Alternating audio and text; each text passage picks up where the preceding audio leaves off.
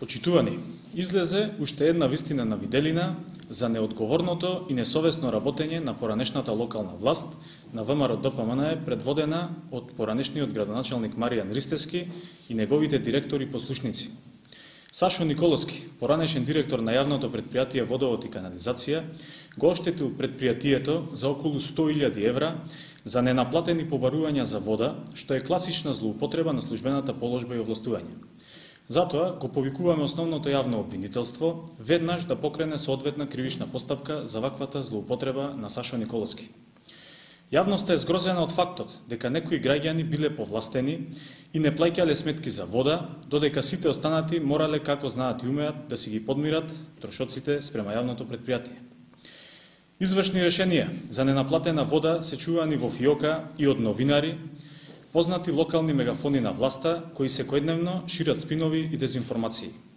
За да биде штетата и срамот поголем, дури и општина Прилеп, на чело со Ристевски, должела скоро 1 милион денари за вода, а Прилепскиот затвор имал долг од околу 1,9 милиони денари, иако овие институции се финансирани со пари на граѓаните. На што ги трошеа парите наменети за исплата на долгот за вода ДПМН и Маријан Ристевски во изборна година?